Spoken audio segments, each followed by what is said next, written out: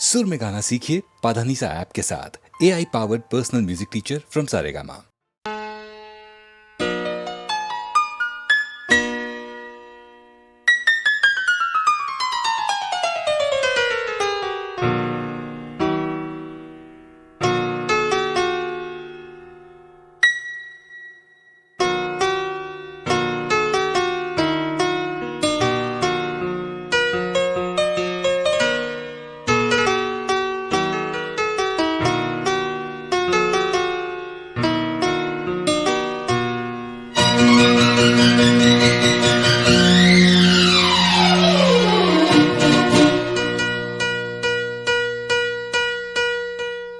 मधुबन खुशबू देता है, सागर सावन देता है, जीना उसका जीना है, जो औरों को जीवन देता है। मधुबन खुशबू देता है।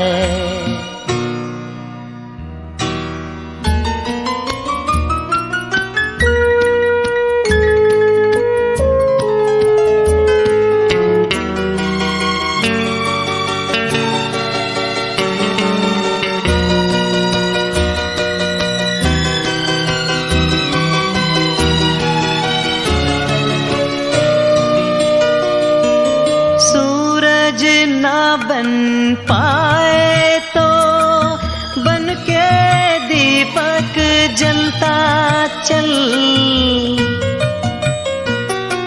सूरज ना बन पाए तो बन के दीपक जलता चल, फूल मिले या अंगारे सच की राहों पे चलता चल, सच की राहों पे चलता चल, प्यार दिलों को देता है, अश्कों को दामन देता है, जीना उसका जीना है, जो औरों को जीवन देता है। मधुबन खुशबू देता है, सागर सावन देता है, मधुबन खुशबू देता है।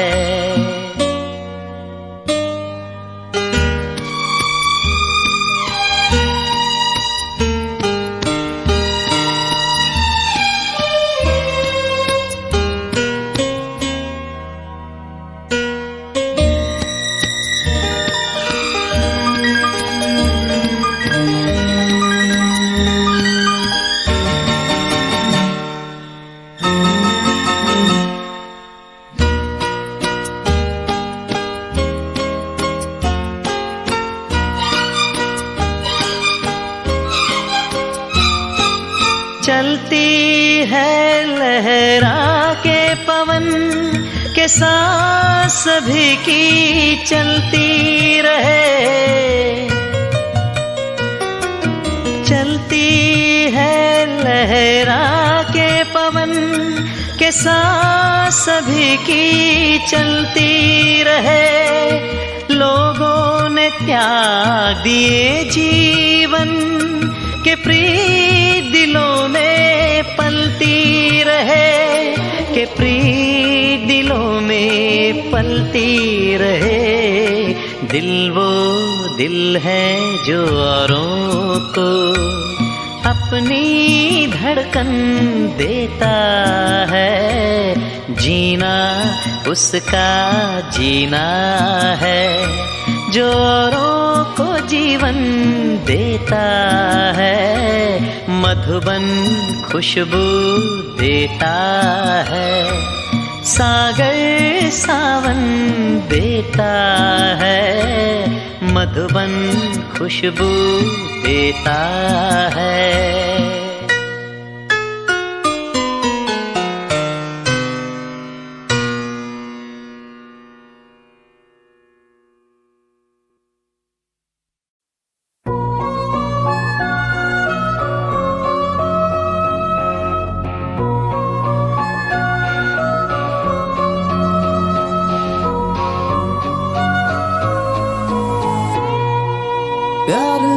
किया पर निभाया नहीं। मुझे प्यार करना तुझसे आया नहीं। जख्म दिए जो मैंने तुझे याद है। मैं भी बर्बाद हूँ, तू भी बर्बाद है।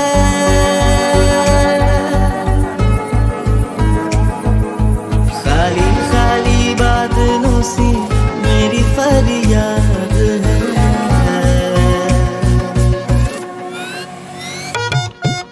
मैं भी बर्बाद हूँ, तू भी बर्बाद है।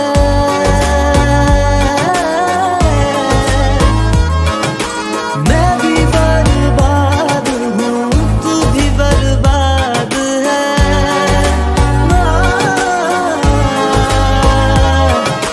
खाली खाली बादलों सी मेरी फरियाद है।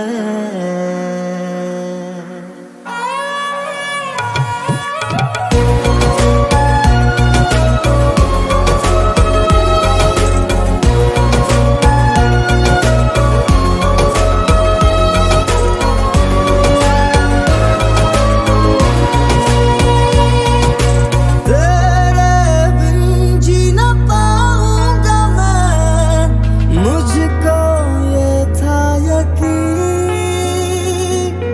तुझसे ही मेरी हंसी, बिन तेरे कुछ नहीं। दिल तोड़ना कितना आसान है, दिल जोड़ना किसी ने सिखाया नहीं। जख्म दिए जो मैंने तुझे याद है।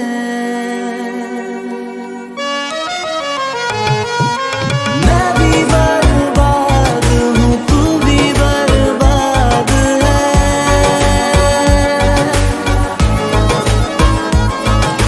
मैं भी बर्बाद हूँ, तू भी बर्बाद है।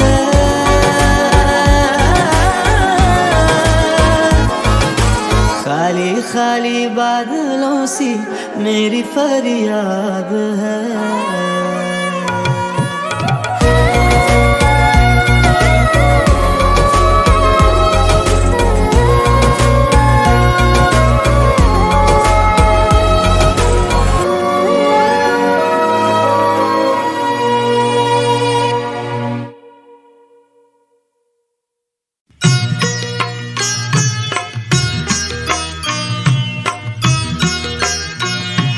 पर में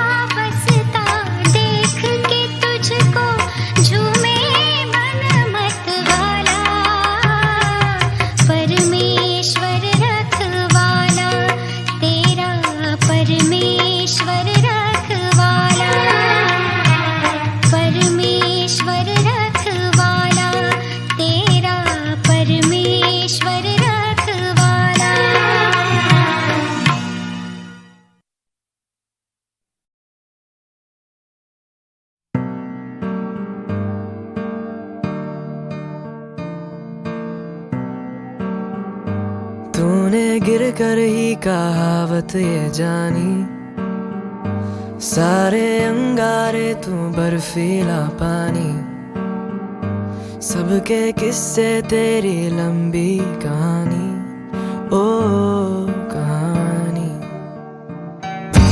दुनिया सारी घूम के मित्रा भुल्ले शाये कहंदा, जान दी फिक्रा छड़ दे जेड़ा ओयो जिंदा रहंदा जिगरा, ओ जिगरा ओ तू ना हिम्मत हारी ओ जिगरा, ओ जिगरा ओ अब की तेरी बारी हो, डरना ही क्या हर सांस पे जो वारंट जारी हो, जिगरा ओ जिगरा ओ तू ना हिम्मत हारी हो, ओ जिगरा ओ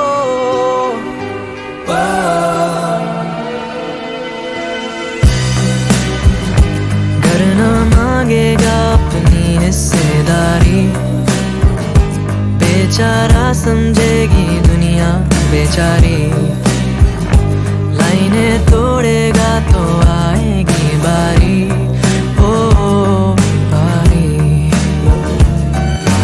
दुनिया सारी घूम के मित्रा भुल्ले शाये कहंदा, पंख बिना भी छलांग लगा दे ओयो उड़दा रहंदा जिगरा, ओ जिगरा ओ तू ना हिम्मत हारी हो, जिगरा ओ जिगरा ओ लड़ने की तैयारी हो, कर दे रौला कोई छीन ले जो तेरी पारी हो, जिगरा ओ जिगरा ओ तू ना हिम्मत हारी हो,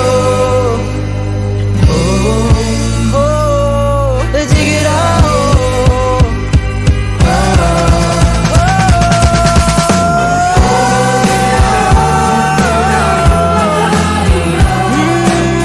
तूने गिर गिर के ही कहावत ये जानी,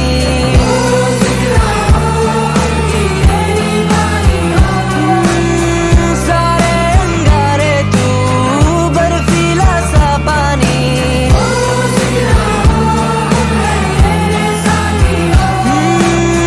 सबके किस्से तेरी लंबी कहानी।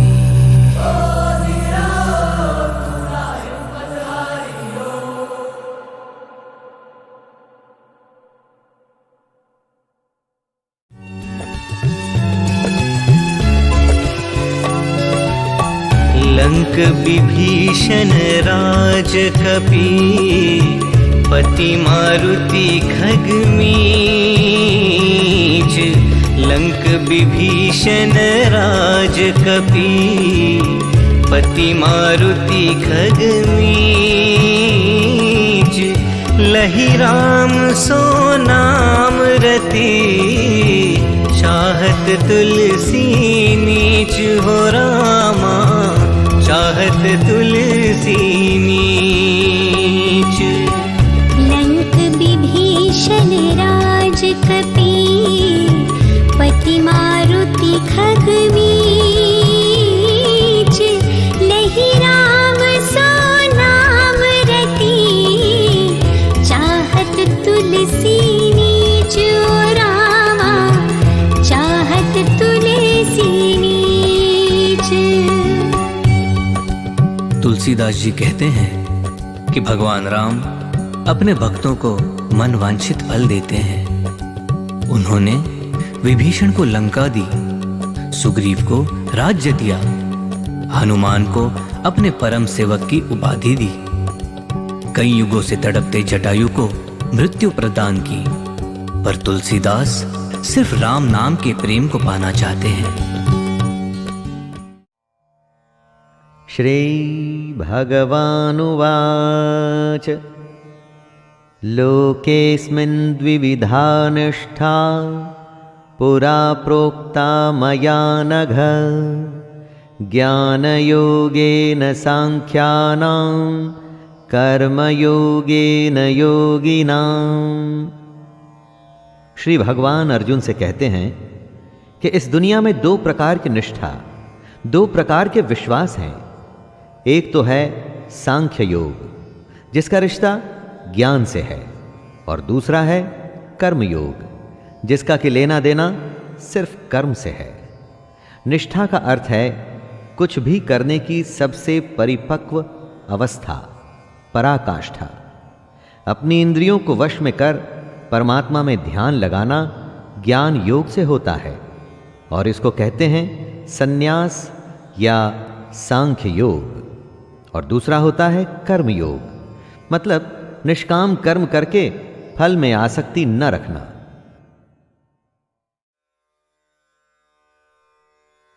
नमस्कार, मैं शैलेंद्र भारती आज आपके सामने शिव पुराण की एक कथा यानी कि एक स्टोरी लेकर के आया हूं, जिसका विषय है समुद्र मंथन। मित्रों, ऐसा क्यों है कि पुराणों की हजारों साल पुरानी कथाएं आज भी प्रासंगिक है, आज भी रिलेवेंट हैं? जानते हैं ऐसा क्यों है? ऐसा इसलिए है कि पुराण जिन लर्नेड ऋषि और मुनियों द्वारा रचे गए थे, उन विद्वानों ने जीवन के तत्व को समझा, लाइफ के एसेंस को समझा। और जीवन कितना भी आधुनिक क्यों न हो जाए, कितना भी टेक्नोलॉजिकली एडवांस्ड क्यों न हो जाए, उसका एसेंस कभी नहीं बदल सकता। दोस्तों, आज मैं लेकर के आया हूं शिव पुराण की वो महान कहानी जिसके बारे में आपने अवश्य ही सुना होगा। जी हां, समुद्र मंथन की कथा। तो आइए सुनते हैं और जानते हैं कि कैसे समुद्र मंथन आज भी हमें जीना सिखाता है। एक बार ऋषि दुर्वासा ने शिवजी के दर्शन का निर्णय लिया और इस काम के लिए वो अपने शिष्यों के साथ कैलाश की ओर निकल गए।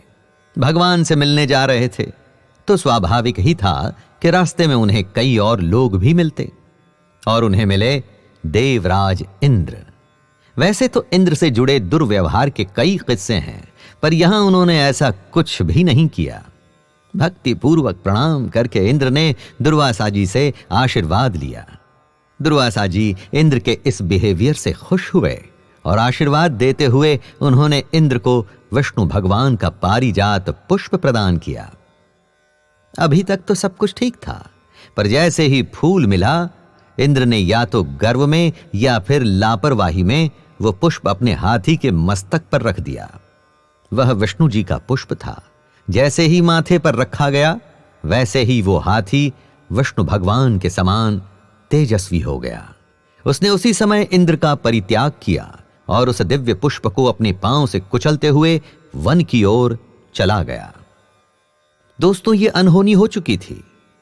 भगवान विष्णु के पुष्प का तिरस्कार दुर्वासा ऋषि ने देखा। कैसे देख सकते थे वो? दुर्वासा ऋषि के क्रोध से धरती आकाश दोनों कांपने लगी। दुर्वासा ऋषि ने इंद्र को श्री यानी कि लक्ष्मी से हीन हो जाने का श्राप दे दिया। यह भयंकर श्राप था। जहां श्री नहीं, लक्ष्मी नहीं, वो जगह रहने लायक नहीं बचती। दुर्वासा मुनि का श्राप मिलते ही लक्ष्मी स्वर्ग लोक को छोड़कर अदृश्य हो गईं, और जैसे ही लक्ष्मी जी गईं, इंद्र और स्वर्ग लोक के सभी देवता निर्बल और श्रीहीन होने लगे। लक्ष्मी नहीं तो मतलब वैभव नहीं, फिर वो स्वर्ग किस बात का? इंद्र और बाकी के देवताओं के निर्बल होने पर दैत्य ये अवसर कैसे छोड़ सकते थे? दैत्यों ने स्वर्ग पर आक्रमण कर दिया। निर्बल और श्रीहीन देवता क्या लड़ते? उनकी हार हुई। दैत्यों ने स्वर्ग के राज्य पर कब्जा कर लिया। अब समय था बैठक, चिंतन और मंथन का। सभी ब्रह्मा जी के पास गए। ब्रह्मा जी ने समझाया कि जिसके अपमान के कारण लक्ष्मी जी चली गई हैं, उन्हीं को यानी कि विष्णु जी को फिर से प्रसन्न करना होगा, तभी पुराना खोया हुआ वैभव वापस मिलेगा। ब्रह्मा जी स्वयं इंद्र को लेकर भगवान विष्णु के पास पहुंचे।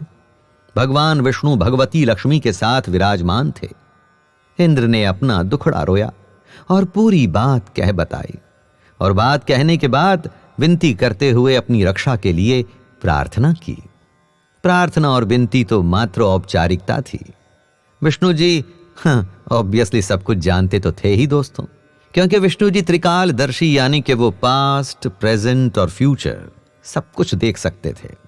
उन्होंने समझाया कि अभी समय दैत्यों के पक्ष में है और जब तक ये समय बदलता नहीं, यानी कि देवताओं के पक्ष में नहीं होता, तब तक देवताओं को शांत रहना होगा और समय बदलने पर इन्हें दैत्यों के साथ संधि करनी होगी।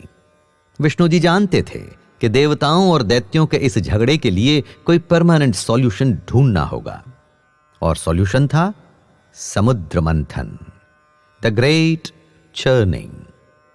विष्णु जी ने आगे समझाया कि क्षीर सागर यानी कि समुद्र में कई दिव्य पदार्थों के साथ साथ अमृत भी उपस्थित है।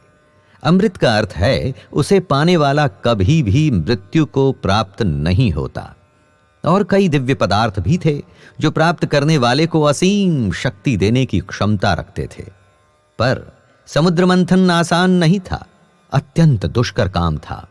इसीलिए इस काम में विष्णु जी ने देवताओं को दैत्यों की सहायता लेने की सलाह दी। यह कूटनीति थी कि जब देवता अमृत पीकर अमृत हो जाएंगे तो दुष्ट दैत्य देवताओं का अहित नहीं कर पाएंगे। कूटनीति के चलते विष्णु जी ने देवताओं को समझाया कि दैत्य जो शर्त रखें, देवता उसे स्वीकार कर लें। कभी कभी शांति से सब कुछ हो जाता है और क्रोध से कुछ भी नहीं। यह ऐसा ही समय था। इंद्र और दूसरे देवगण दैत्यों के राजा बलि के पास संधि का प्रस्ताव लेकर गए और उन्हें अमृत का लालच दिखाकर समुद्र मंथन के लिए तैयार कर लिया। समुद्र मंथन के लिए मंदार पर्वत मथानी बने। वासुकी नाग ने रस्सी बन के अपना धर्म निभाया और समुद्र मंथन का आरंभ हो गया। अमृत पाने की इच्छा प्रबल थी। उत्साह और वेग के साथ मंथन होने लगा। जहां अमृत होता है दोस्तों, वहां विष भी तो होता है। मंथन में अचानक ही कालकूट नाम का भयंकर विष निकला। कालकूट ऐसा विष था कि उसकी अग्नि से 10 दिशाएं जलने लगी। पूरी धरती पर हाहाकार मच गया। कौन था जो उस कालकूट को लेने के लिए तैयार होता? सभी ने मिलकर के महादेव से प्रार्थना की। प्रार्थना करने पर वे प्रकट हुए और कालकूट को हथेली पर रखकर उसे पी गए, किंतु उसे उन्होंने अपने कंठ से नीचे नहीं उतरने दिया। इसी से महादेव का कंठ नीला पड़ गया और उनका नाम नीलकंठ हो गया। पीते हुए थोड़ा सा विष धरती पर भी टपका था, जिसे सांप, बिच्छू आदि जंतुओं ने ग्रहण कर लिया और वे विषैले हो गए। दोस्तों, आज की हमारी ये कथा केवल कालकूट विष तक ही सीमित है। वैसे जब जीवन जीना होता है तो उसमें अमृत भी मिलता है और विष भी पीना पड़ता है। अमृत पान के लिए तो हर कोई तैयार हो जाता है, पर वो कौन होता है जो विष को ग्रहण कर सबका दुख दूर कर देता है? देवता और दैत्यों के महान संग्राम में तो महादेव शिव सामने आए थे। आपके अपने कई युद्ध चलते रहते हैं, जैसे घर परिवार में, ऑफिस या बिजनेस में। उन सब में सबके कल्याण के लिए क्या आप आगे आते हैं कि जो बुरा है, जो विष है, उसे आप एक्सेप्ट करके बाकी सबका भला कर सकें? इसके लिए महादेव जैसा तप और उनके ही जैसी प्रतिभा चाहिए होती है। केवल सब अच्छे को ही ग्रहण करते रहेंगे तो ये बताइए विष कहां जाएगा? जरा इस पर सोचिएगा दोस्तों। अगली कथा में विष्णु जी के मोहिनी अवतार की कथा सुनाऊंगा, जिसके कारण देवता अमृत पीकर अमर हो गए थे। तो आज के लिए इतना ही। वापस मिलूंगा दूसरी कथा के साथ। तब तक के लिए शैलेंद्र भारती को आज्ञा दीजिए। नमस्कार।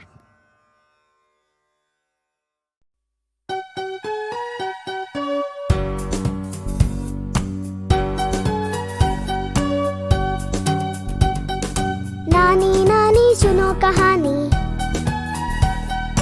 एक था राजा, एक थी रानी। राजा बैठा घोड़े पर, रानी बैठी पालकी पर। बारिश आई, बरसा पानी, भीगा राजा, बच गई रानी। बारिश आई, बरसा पानी, भीगा राजा, बच गई रानी। नानी नानी सुनो कहानी। एक था राजा, एक थी रानी। राजा बैठा घोड़े पर, रानी बैठी पालकी पर। बारिश आई, बरसा पानी, भीगा राजा, बच गई रानी। बारिश आई, बरसा पानी, भीगा राजा, बच गई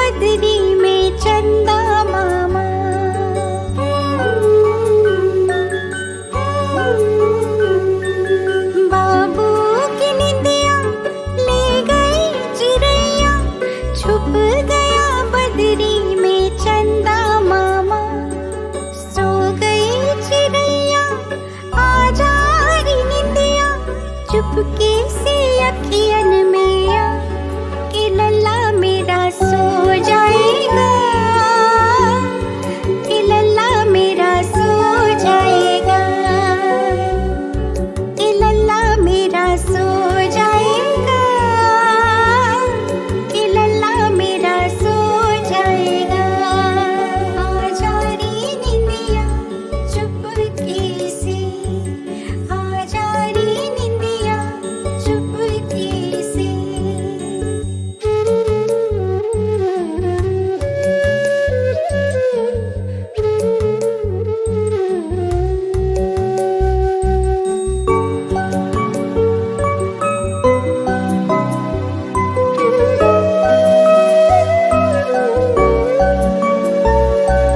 वो चंदा सुन सुन लल्ला के पालने में चांदनी बिछा जा रे।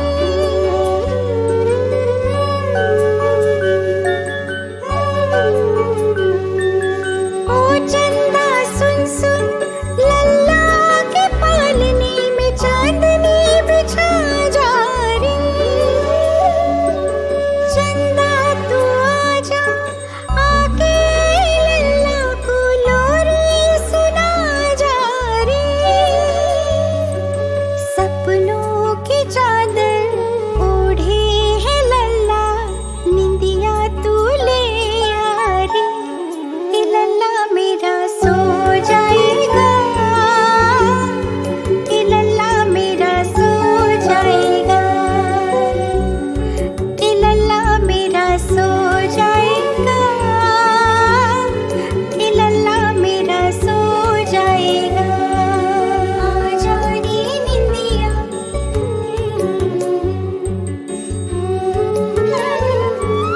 चुपके से।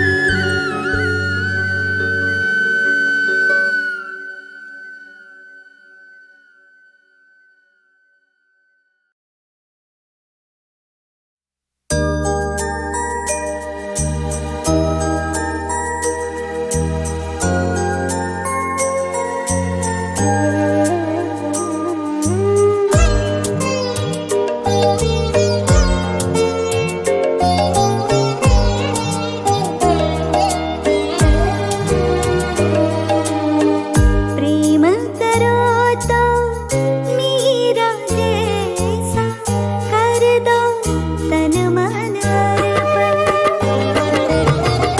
प्रेम करो तो मेरा जैसा, कर दो तन मन अर्पण। प्रेम है भक्ति, प्रेम है पूजा, प्रेम है भक्ति, प्रेम है पूजा। प्रेम का नाम समर्पण। प्रेम करो तो मेरा जैसा, कर दो तन मन अर्पण।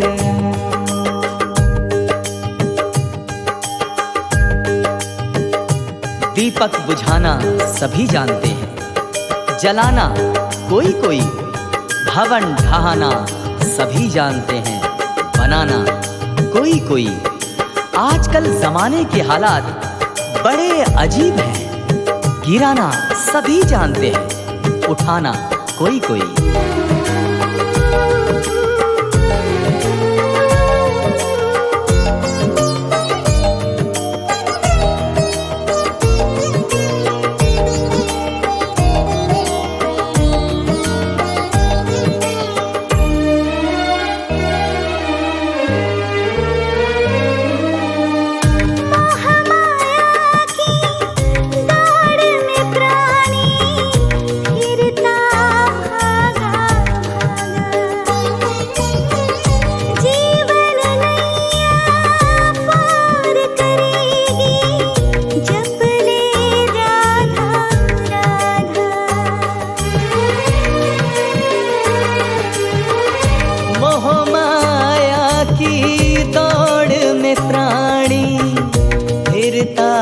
भागा भागा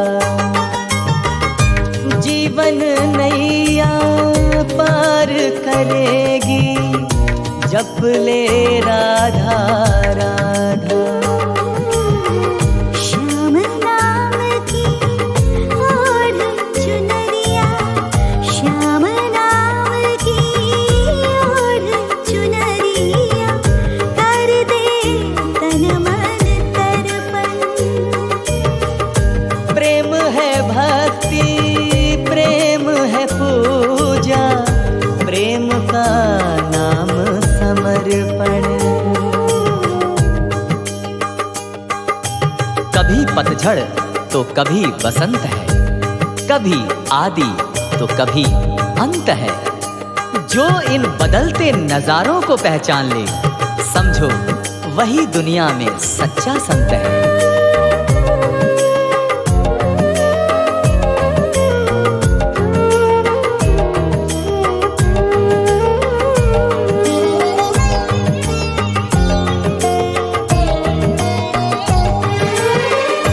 जन्म मरण 84 तेरे तेरे कट जाएंगे।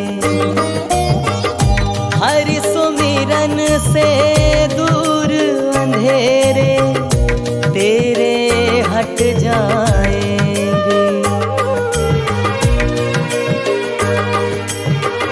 जन्म मरण 84 फेरे तेरे कट जाएंगे। हरि सुमिरन से दूर अंधेरे तेरे हट जाएंगे। झूठे जग की झूठी माया, झूठे जग की झूठी माया, देख ले मन का दर्पण।